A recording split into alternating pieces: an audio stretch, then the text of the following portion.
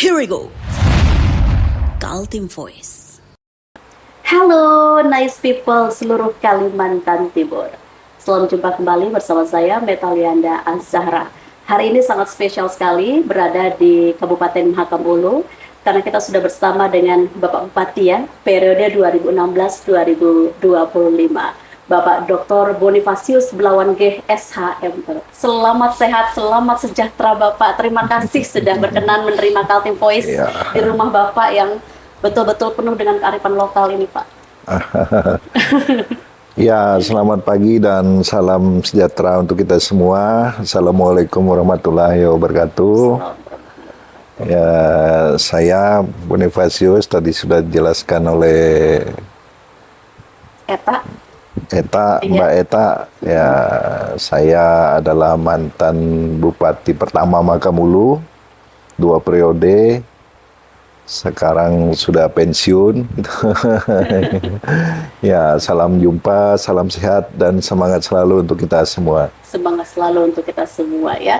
Beliau merupakan tokoh masyarakat di Kabupaten Mahulu, bahkan juga di Kalimantan Timur, tokoh inspirasi begitu ya. Banyak cerita beliau yang sampai hari ini terus dikenang. Mahulu bahkan disebut-sebut ini masyarakat yang berkata Mahulu ada karena Pak Boni begitu ya, yang berjuang begitu keras membangun Mahulu sampai jaringan ini sudah nyaris 90% jaringan internet, kemudian juga desa-desa yang terisolir sudah bisa berkembang dan sudah bisa dikunjungi oleh pelancong dan pariwisata juga berkembang cukup baik di Kabupaten Mahakam Ulu. Iya. Dan hari ini kita akan berbincang berkaitan dengan hal baik yang diberikan oleh Pak Bupati kala itu dengan menghibahkan lahan seluas 2 hektar ini untuk Gereja Katolik Santo Bonifasius Sebenak begitu ya, berlokasi di Kampung Ujo Bilang, Kecamatan Longbagun, Kabupaten Mahakam Ulu begitu ya. Gereja ini berstatus sebagai gereja stasi di bawah naungan Paroki Santo Petrus Ujo Bilang begitu ya, Keuskupan Agung Samarinda. Dan diresmikan kala itu Bapak menjabat 2021-2025 Pak ya. Diresmikan oleh Bapak, peletakan batunya 4 Juli 2024 dan pada akhirnya 2 Juli 2025 diresmikan, diberkati oleh Uskup Agung Samarinda, Monsinyur Justinus Harjo Susanto. Siap. Luar biasa, pembangunan kurang lebih 1 tahun dan hari ini bisa dinikmati oleh bisa digunakan oleh umat begitu ya. Yang menjadi pertanyaan kita adalah apa Pak yang melatar belakangi Bapak begitu mulianya menghibahkan lahan seluas 2 hektar ini untuk gereja? Padahal bisa bikin perumahan nih Pak. Ya, siap. Ya, itu idenya muncul karena kita memang melihat bahwa masyarakat Mahakam Ulu ini dari sisi keyakinannya banyak beragama Katolik gitu.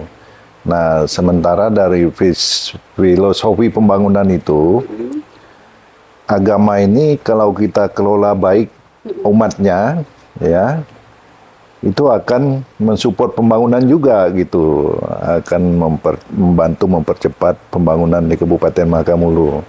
Nah, berkaitan dengan itu semangatnya, jadi kita bangun Gereja Santo Bonifasius itu. Saya dengan Ibu menghibahkan tanah seluas 2 hektar. Kemudian programnya pada saat saya masih Bupati diprogramkan di APBD untuk dibangun gitu. Maka jadilah Gereja Santo Bonifasius.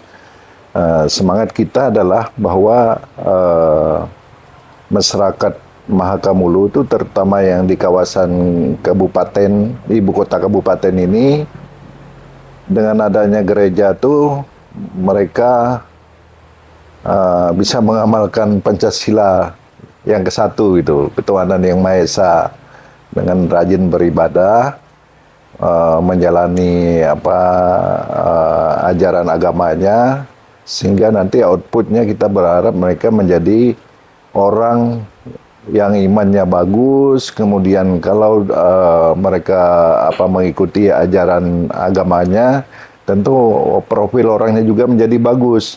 Akhirnya kita mendapat sumber daya manusia yang bagus yang bisa mensupport pembangunan Kabupaten Mahakam Ulu. Jadi itu semangatnya itu. Semangatnya ya. Iya. Dan gereja ini bisa menampung 1.500 sampai 1.800 ya dalam satu perayaan misa ya Pak. Iya. Bahkan lebih katanya. Iya. Kan biasa kalau dalam apa namanya event-event hari raya keagamaan gitu kan kita bisa tambah dengan tempat ibadahnya sampai di luar gitu. Oh, sampai di luar kita pasang taruh pemacamnya di samping gereja atau di depan itu bisa sampai 2.000. Kenapa juga harus besar? Karena gereja itu posisinya di pusat ibu kota. Itu akan mengakomodir kepentingan, kebutuhan rumah ibadah pada saatnya nanti ibu kota sudah berkembang, penduduknya banyak, hingga kebutuhan masyarakat untuk beribadah itu terakomodir dengan adanya infrastruktur pembangunan gerejanya, gedungnya gitu. Ya. Itu. Untuk eksterior dan juga interior Pak, apakah Bapak juga turut serta campur tangan di dalamnya? Karena ini dari eksterior saja udah megah sekali ini ya. Iya. Gereja Katolik Bonifacio sangat-sangat megah terlihat dari luar. Bahkan eye catch banget ya, warna putih, tinggi. Iya. Iya, pada saat kita menyusun perencanaan pembangunannya, saya pada saat itu kebetulan masih kepala daerah gitu kan, mengarahkan dinas PU yang ngelola kegiatan itu supaya menyusun perencanaannya yang bagus, ya menggunakan arsitek yang bagus gitu kan. Kemudian juga kalau bisa mudah-mudahan pelaksananya bisa dapat orang yang bagus gitu. Jadi ya puji Tuhan itu bisa kita dapat semua dan outputnya bisa kita lihat sendiri ya lumayan ya rapi lah gereja itu gitu. Sangat rapi ya kalau kita lihat. Ya. Bahkan ada penambahan pembangunan untuk tempat tinggal pastor dan para pastor ya. Betul. Karena gereja tuh harus begitu. Setiap gereja tuh harus ada pastoran.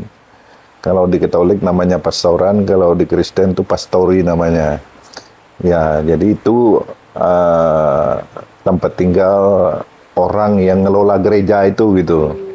Supaya gerejanya terawat, kemudian bersih, ada imam yang memimpin ibadah di situ gitu. Itu anunya maksudnya. Maksudnya seperti itu ya. Ya. Bapak juga turut meresmikan gereja ini saat masih menjabat sebagai bupati 2 periode.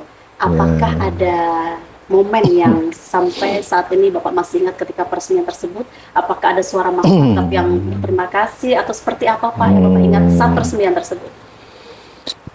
Iya, terima kasih secara langsung sih ya, saya nggak dengar ya. Tapi kita lihat dengan animo masyarakat yang hadir, kemudian setiap ibadah minggu, kemudian hari raya itu gereja itu selalu penuh.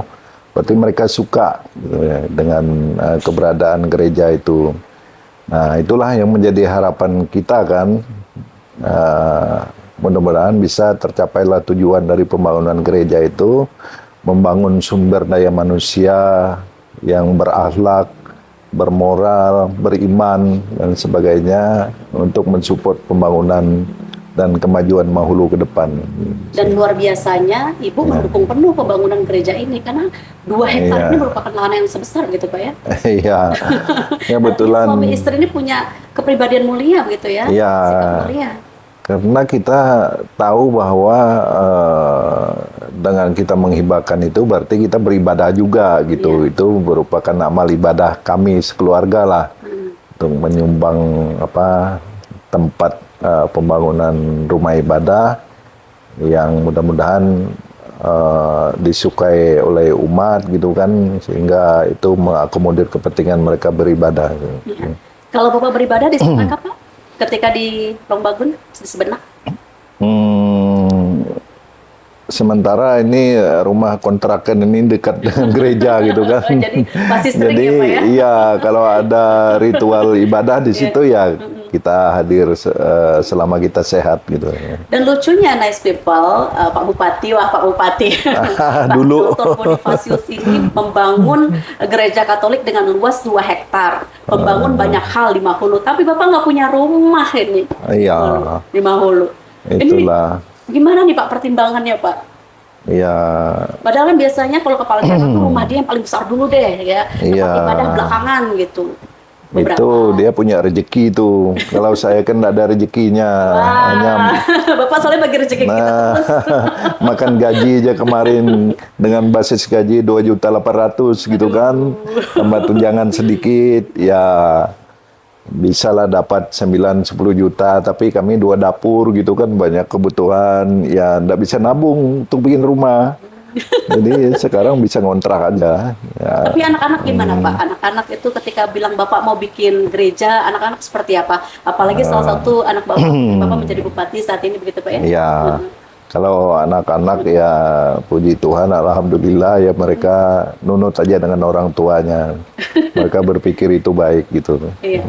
Nah, Bapak besar, lahir, tinggal di sini begitu di Kabupaten Makamulu ya Pak ya? Ya, Kalau dari perspektif Bapak, sesungguhnya seberapa penting Pak keberadaan Gereja Katolik Santo Bonifasius bagi umat Katolik dan di masyarakat di sebenar ini? Apakah Bapak melihat urgensinya memang cukup tinggi begitu Pak ketika membangun gereja ini? pertama tadi kita melihat targetnya yang harus dicapai tadi yang sudah saya sampaikan. Iya. Yang kedua itu harapannya menjadi penyemangat bagi masyarakat bahwa kita bisa membangun gereja yang cukup seperti itu. Mudah-mudahan mereka juga terinspirasi dengan kehidupannya, dengan cita-citanya apa gitu, bahwa apapun sebenarnya asal kita punya niat dan semangat kita bisa gitu. Ya. Ya, Sejauh ini itu. bagaimana Bapak melihat perkembangan dan juga peran dari gereja ini? Apakah semakin lebih baik atau ada masukan dari Bapak untuk perkembangan gereja ini? Kalau saya lihat perkembangannya bagus, Ya. karena gereja itu sering penuh ya pada saat ibadah.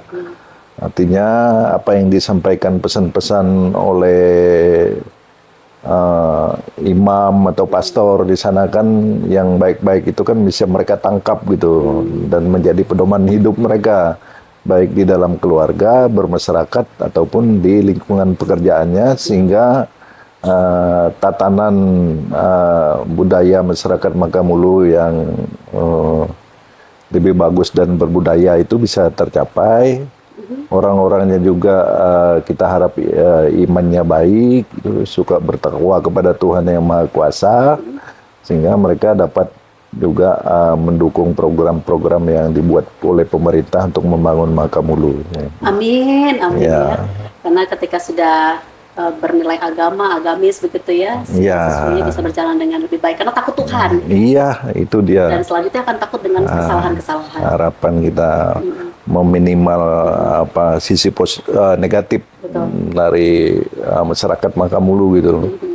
Dengan Pak suka Boni, beribadah. saya juga ingin mendengar apa sesungguhnya pesan Bapak sebagai orang yang turut memiliki sejarah dalam berdirinya gereja ini. Pesan yang ingin Bapak sampaikan kepada umat, kepada generasi muda yang saat ini melanjutkan kehidupan menggereja di Gereja Katolik Santo Bonifasius ini. Pasti ada korelasinya dengan tujuan kita membangun gereja tadi yang sudah saya sampaikan di depan gitu kan. Harapannya umat semakin rajin beribadah gitu kan. Kemudian apa-apa petuah, petunjuk dari ajaran agamanya mereka bisa jalankan dalam kehidupan keluarga, bermasyarakat, kemudian bisa mendukung program pemerintah itu demi kesejahteraan masyarakat Makamulu. Karena pemerintahnya harus membangun dengan baik, dengan aman. Kalau masyarakatnya bisa mendukung dengan baik gitu. Kalau kepada pemerintah kabupaten hari ini Pak, Ya. sebagai tokoh masyarakat yang pernah menjabat 2 periode sebagai bupati, apa yang ingin Bapak sampaikan kepada pemerintah kabupaten hari ini untuk keberlangsungan gereja? Semua gereja dan tempat ibadah pastinya. Ya, semua tempat ibadah kita support semua. Dari kemarin saya semua tempat ibadah kita support gitu kan, ada yang Kristen, yang Muslim juga sempat saya bangun 2 unit masjid permanen.